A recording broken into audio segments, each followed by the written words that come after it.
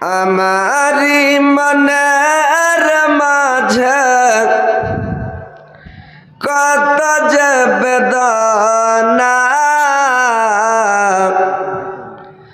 জানো আল্লাহ তুমি জানো আর তো কেউ জানে না। জানো আল্লাহ তুমি জানো আর তো কেউ জানে না। নামাজ রোজা করে শুধু নামাজ রোজা করে শুধু সদা ডাকতে পারি না। জানো আল্লাহ তুমি জানো আর তো কেউ জানে না। জানো আল্লাহ তুমি জানো আর তো কেউ জানে না। জীবনে দেখিনি কভু দুই নয়নে তোমাকে, তব তোমায় ডাকি আল্লাহ ক্ষমা করো আমাকে। তব তোমায় ডাকি আল্লাহ ক্ষমা করো আমাকে। তোমারি প্রেমে আমি তোমারি প্রেমে আমি হয়েছি গো দিওয়ানা। জানো আল্লাহ তুমি জানো আর তো কেউ জানে না। জানো আল্লাহ তুমি জানো আর তো কেউ জানে না। কোরআন হাদিসের মাঝে কোরআন হাদিসের মাঝে পেয়েছি গো তোমাকে। জান্নাতের আশা দিয়ে মন নিয়েছো কেড়ে। জান্নাতের আশা দিয়ে মন নিয়েছো কেড়ে।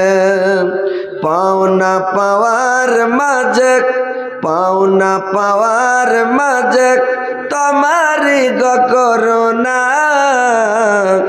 জানো আল্লাহ তুমি জানো আর তো কেউ জানে না। জানো আল্লাহ তুমি জানো আর তো কেউ জানে না। আমারি মনের মাঝে আমারি মনের মাঝে কত যে বেদনা। জানো আল্লাহ তুমি জানো আর তো কেউ জানে না। জানো আল্লাহ তুমি জানো আর তো কেউ জানে না।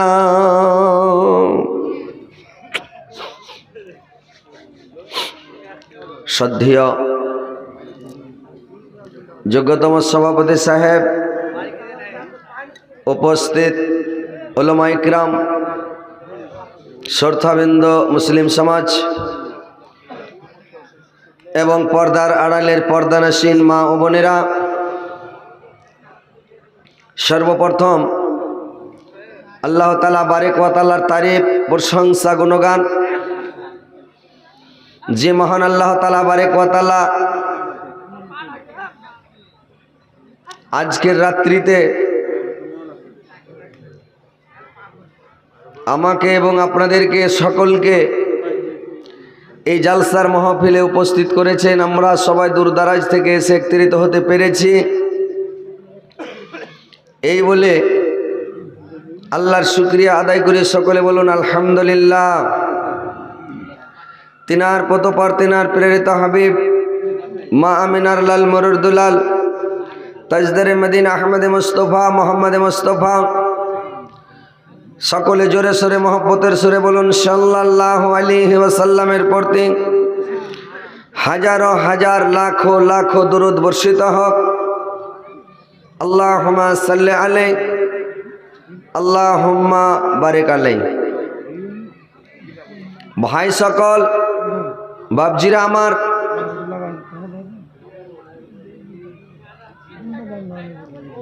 রাত্রি অনেক হয়ে গেছে,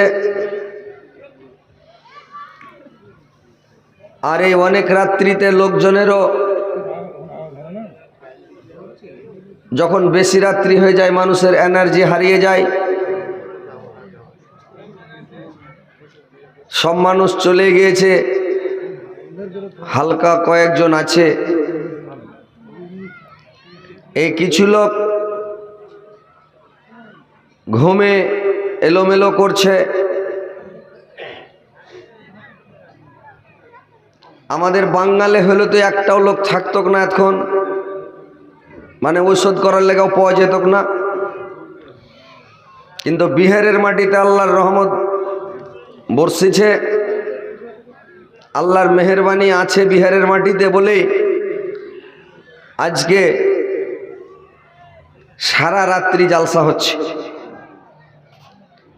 কিন্তু বাঙালের খবর নিয়ে দেখেন, যতই বক্তার বেটা বক্তা আসুক, 12টা থেকে 1টা, তারপরে আর লোক পাওয়া যাবে না, সব শেষ, চপট হয়ে যাবে। কিন্তু যাক আলহামদুলিল্লাহ, আপনারা বসে আছেন, আলহামদুলিল্লাহ। আল্লাহ আপনারাকে হেদায়েত করুক,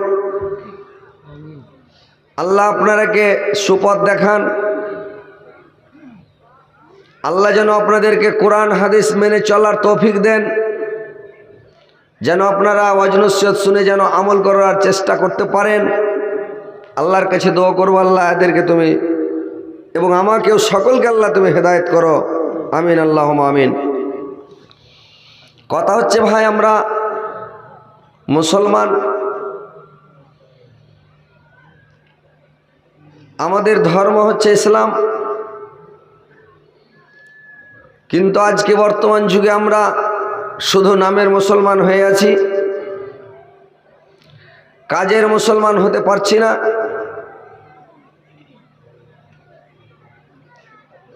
আমরা দাবি করি মুসলমান, শুধু মুখে দাবি করি মুসলমান, কিন্তু আমাদের কাজকর্ম, আমাদের বেশভূষা, আমাদের চলন ফিরন, আমাদের খাওয়ন পিয়ন, যা কিছু আছে নবীর সুন্নাত তরিকা মোতাবেক ভাই হচ্ছে না। নবীর সুন্নাত তরিকা মোতাবেক কোনোটাই কাজ করছেন না আপনারা। জালসা শুনছেন ঠিক আছে, কিন্তু চেষ্টা করতে হবে নবীর সুন্নাত তরিকা মোতাবেক চলার, তাহলে আপনি অরিজিনালের মুসলমান হতে পারবেন। দাবি করবেন মুসলমান, ভুল হবে না, কিন্তু যদি নবীর সুন্নাত তরিকা মোতাবেক না চলা যায়, জিন্দগিটা ভাই বেকার। আমরা পৃথিবীতে এসেছি কিছুক্ষণের জন্য বা কিছু দিনের জন্য, চিরস্থায়ের জন্য নয় ভাই। এই দুনিয়াতে চিরস্থায়ী কেউ থাকবে না, থাকতেও আসেনি, আপনিও থাকবেন না, আমিও থাকবো না। আমার বাবাও নাই, চলে গেছে, আমার দাদাও নাই, চলে গেছে, আমার পরদাদাও চলে গেছে, সবাই চলে যাবে, কেউ পৃথিবীতে থাকবে না। কিন্তু যতদিন আছেন, যতক্ষণ আছেন, সময়টা দিন ইসলামের ওপরে লাগান, আল্লাহকে ডাকেন, আল্লাহর নবীর সুন্নাত তরিকা মোতাবেক চলেন, তাসবিহ জিকির করেন, তাহলে কাজ হবে না, তো সব বেকার হয়ে যাবে, বরবাদ হয়ে যাবেন। যখনই মরে যাবেন, এখন তো বুঝতে পারছেন না, যেন হঠাৎ আজরাইল চলে আসবে, গলা ধরবে টিপে, তখন খালি হায় আফসুস, হায় আফসুস, কি করলাম। কিছুক্ষণ সময় পেতাম, কিছুদিন সময় পেতাম, আল্লাহ 1 ঘন্টা দাও, 1 মিনিট দাও, 1টা সেকেন্ড দাও, খালি একটা বেটাকে কথা বলতে দাও যে ব্যাটারি বাক্সায় যেটি টাকা আছে দান করে দিও, বা আমার অ্যাকাউন্টে যেটি টাকা জমা আছে উঠিয়ে মাদ্রাসা মসজিদে দান করে দিও,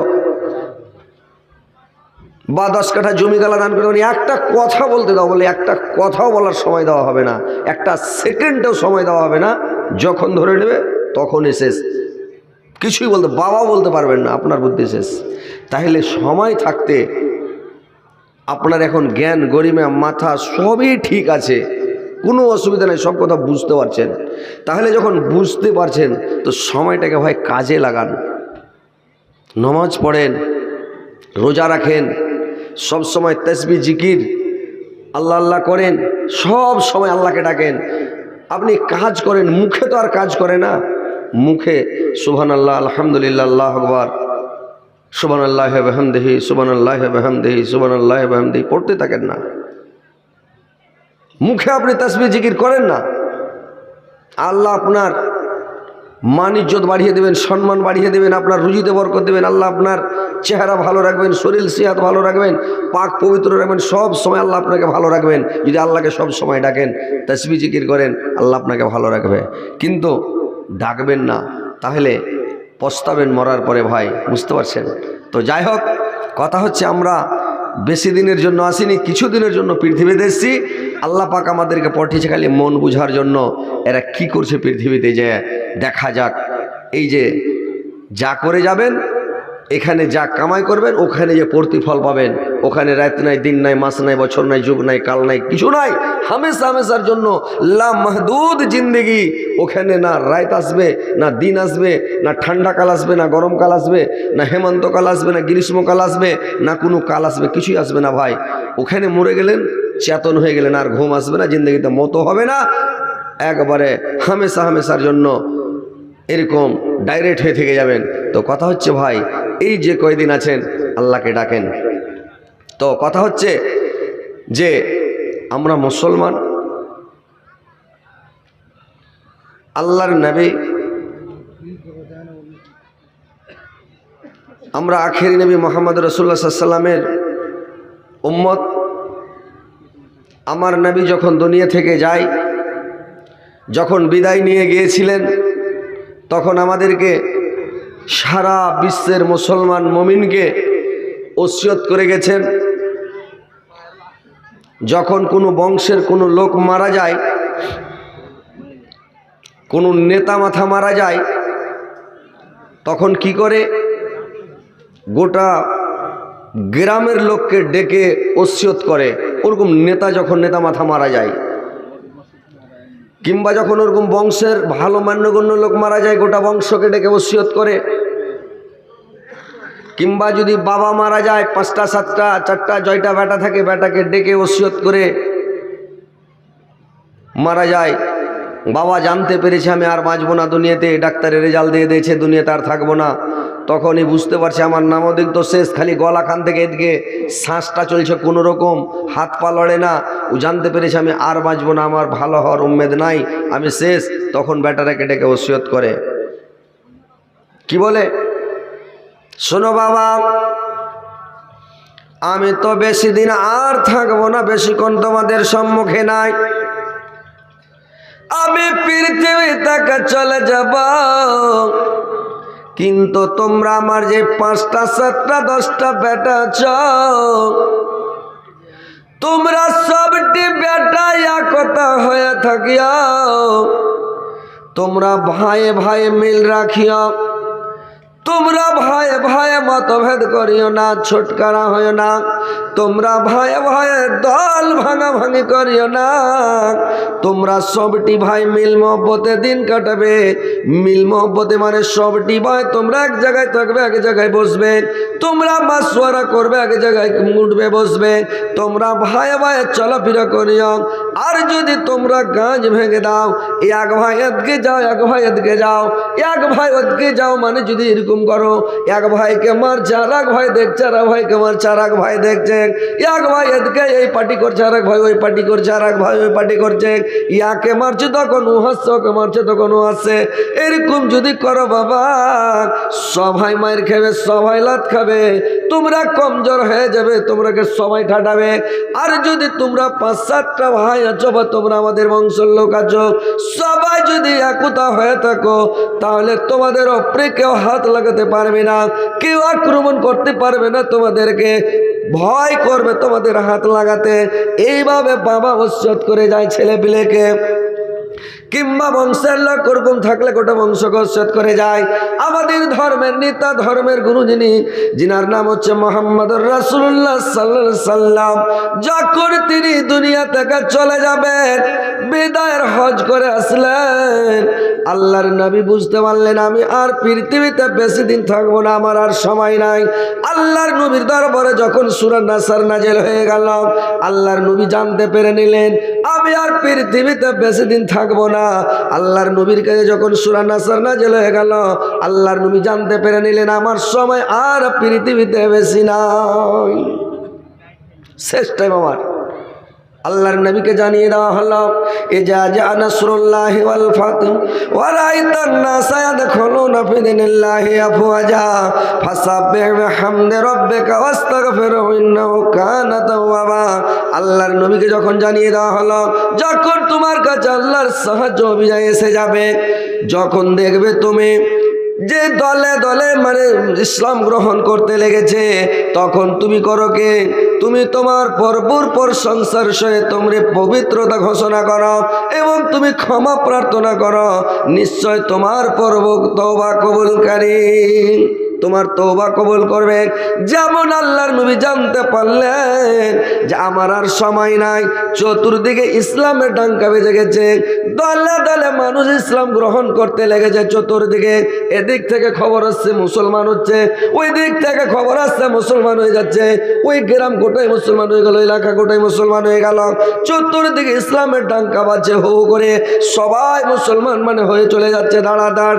আল্লাহর নবী তখন সঙ্গে সঙ্গে আল্লাহর নবীর মুখ দিয়ে দোয়া বের হচ্ছে, আল্লাহুম্মা গফির লি জাম্মি কুল্লাহু দিক্কাহু ওয়াজিল্লাহু আওয়ালুহু ওয়া আখিরুহু ওয়া লানিয়াতাহু ওয়া সাররাহু।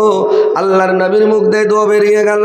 আল্লাহর নবী পড়তে লাগলেন, আল্লাহ তুমি আমার আগের গুনাহ, পিছের গুনাহ, ছোট গুনাহ, বড় গুনাহ, প্রকাশ্য গুনাহ, গুপ্ত গুনাহ, সমস্ত গুনাহ আল্লাহ তুমি আমার মাফ করে দাও। আল্লাহর নবী সব সময় দোয়াটা পড়তে লাগলেন রে ভাই।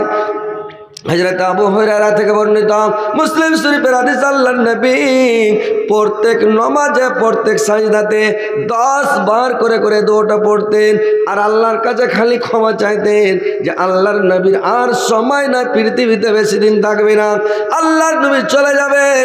আল্লাহর নবী যখন শেষ খুতবা যখন দিচ্ছিলেন ভাই, তো আল্লাহর নবী যখন শেষ খুতবা দিলেন, আল্লাহর নবী মিম্বারে ওঠে, আল্লাহর নবী তখন বলতে লাগলেন, এই আয়াত কারিমা পড়ে বলতে লাগলেন, ওয়াতাসিমু বিহাবিলিল্লাহি জামিআন ওয়া লা তাফাররাকুন, যে সারা পৃথিবীর মুসলমান, সারা দুনিয়ার মুসলমানকে আল্লাহর নবী মানে ওসিয়ত করে যাচ্ছেন, তোমরা ধর্মচ্যুত হয় না, তোমরা আল্লাহর রস্সিকে মজবুত করে ধরো আর তোমরা ইসলাম ধর্মটাকে ছেড়ে দিও না।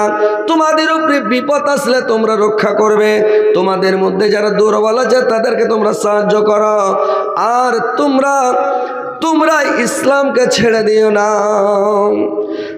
আল্লাহর নবী এইভাবে সারা বিশ্বের মুসলমান মুমিনকে বললেন যে তোমরা ইয়াকতাহীন হইও না, তোমরা সবাই ইয়াকতা হয়ে থাকিও, দল ভাগাভাগি করবে না।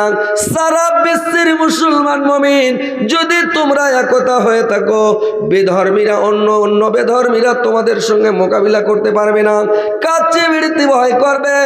যেমন আল্লাহর নবী বললেন, যদি কোনো একটা রস্সাকে যদি মানে 100 লোক ধরে রস্সাটাকে ধরে যদি টানতে গেলে ভাই ছিঁড়তে পারা যাবে না।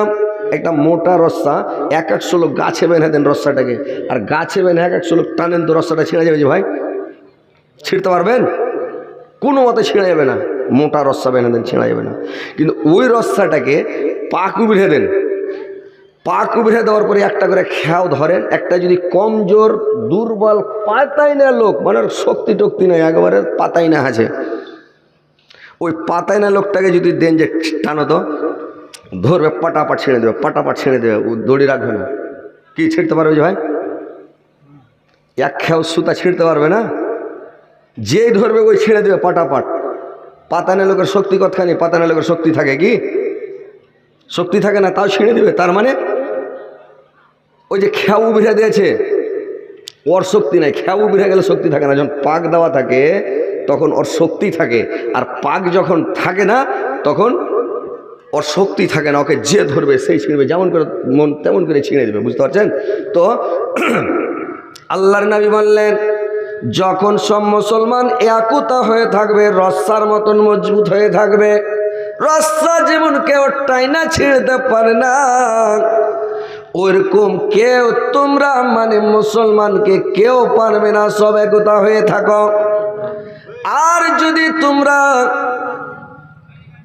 মুসলমানের মধ্যে ভাগ হয়ে যাও, কেউ হয়ে গেল, এখন বর্তমানে ঝামেলা চলছে ভাই, কেউ হয়েছে হানফি, কেউ সাইফি, কেউ হয়েছে দেবন্দি, কেউ হয়েছে বেরেলি, কেউ হয়েছে আহলে হাদিস। এই যে এখন ফিরকাবন্দি চালু হয়েছে, কেউ শিয়া, এরকম ভাবে ফিরকা বন্ধ যদি হয়ে যাও, এটা আখিরি জামানা, শেষ জামানা ভাই। দেখেন ভাই, মুসলমান ভাই ভাই তোমরা একতা হয়ে থাকো, তোমরা ছত্রভঙ্গ হয় না, দল ভাঙাভাঙি করিও না। আর তোমরা দল ভাঙাভাঙি করো, ভাইয়ে ভাইয়ে বিবাদ করতে গেলে যেই ধরবে ওকে ছিঁড়বে, যে যাকে ধরবে ওকে ছিঁড়বে, পটাপট মিহি রশ্মির মতন করে ছিঁড়ে দেবে রে ভাই। আর যদি একতা হয়ে থাকো তাহলে তোমাদেরকে কেউ ছিঁড়তে পারবে না। কিন্তু এখন ফেসবুক দেখছেন, ইউটিউবে দেখছেন, এখন কত বড় ঝামেলা চলছে। কি দরকার মুসলমানে ঝামেলা করার? তুমি কি করছো, কি মানছো, তোমার ব্যাপার। কেউ এখানে হাত বাঁধছে, কেউ এখানে হাত বাঁধছে, কেউ জোরে আমিন বলছে, কেউ আস্তে আমিন বলছে। তো জোরে আমিন বলছে ওর নামাজ কবুল হবে, আর যে আস্তে আমিন বলছে ওর নামাজ কবুল হবে না। যে এখানে হাত বাঁধছে ওর নামাজ কবুল হবে, যেখানে বাঁধছে ওর কবুল হবে না। আপনি বলতে পারবেন? আপনি জানেন? চারটা মোজাহাবের ব্যাপার আছে, ইখতিলাফির ব্যাপার আছে, চার ইমামের ব্যাপার আছে। আরে ভাই নমাজ পড়ো না, নমাজ পড়ো। আর তুমি যদি বেরেলি আর সাইফি নিয়ে, আহলে হাদিস নিয়ে যদি দ্বন্দ্ব করবেন, ঝামেলা করবেন, ঝঞ্ঝট করবেন, দেশের মধ্যে একটা আগুন লাগাবেন, ভাইয়ে ভাইয়ে বিবাদ করবেন, তাহলে আপনি কি মজবুত থাকবেন? ভাইয়ে ভাইয়ে লড়বেন তো আপনি কি, আপনার শক্তি থাকবে? যেই ধরবে আপনাকে সেই ছিঁড়ে দিবে, যেই ধরবে মিহি রশ্মির মতন। আল্লাহর নবী যেমন বললে যে তোমরাকে যদি এক ভাইয়ের দিকে যাও, তাহলে যে ধরবে পাটাপাট ছিঁড়বে। তো কেন আমরা দ্বন্দ্ব করতে যাব? ওইগুলো হাদিস আমরা জানি না, কোনো মৌলবি জানে না। কিন্তু এখন এমন ঝামেলা লেগেছে যে কেউ কোনো কথা বলছে না, সব নীরব। আমরাও নীরব আছি। কেন বিবাদ করতে যাব, কেন ঝামেলা করতে যাব রে ভাই? কিন্তু এখন বর্তমানে ঝামেলা চলছে।